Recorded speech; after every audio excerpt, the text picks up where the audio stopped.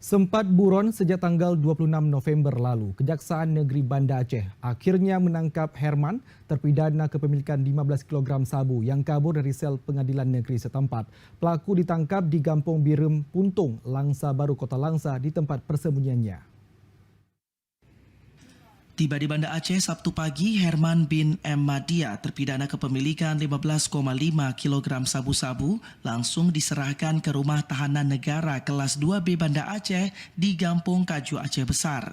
Pria berusia 31 tahun ini menjadi buron Kejari Banda Aceh usai kabur saat menjalani proses hukum di Pengadilan Negeri Banda Aceh Selasa 26 Desember tahun lalu. Kepala Kejaksaan Negeri Kota Banda Aceh Suhendri melalui Kasipidum Isnawati mengatakan terpidana kepemilikan 15,5 kg sabu ini ditangkap di kediaman sang abang di Desa Birem Puntung, Kecamatan Langsa Baru, Kota Langsa pada Kamis 12 Desember 2024 sekira pukul 17.00 waktu Indonesia Barat.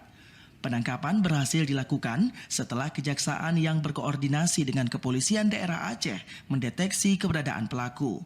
Pelaku yang berada di Kompi 2B Pelopor, Kota Langsa, pasca penangkapan akhirnya dijemput tim Kejaksaan Negeri Banda Aceh. Pelaku sempat berpindah-pindah tempat untuk menghindari kejaran petugas.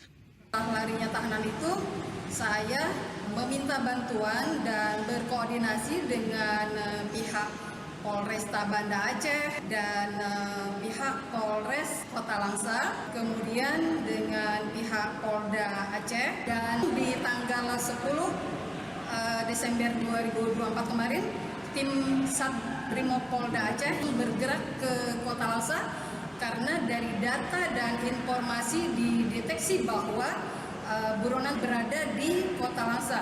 Selain dieksekusi 7 tahun penjara sesuai vonis hakim, Herman juga terancam hukuman tambahan atas aksi melarikan diri. Tim Jaksa Kejari Banda Aceh tengah mempertimbangkan hukuman kepada pria yang ditangkap kepolisian di kawasan Lamdingin pada 19 Juni ini.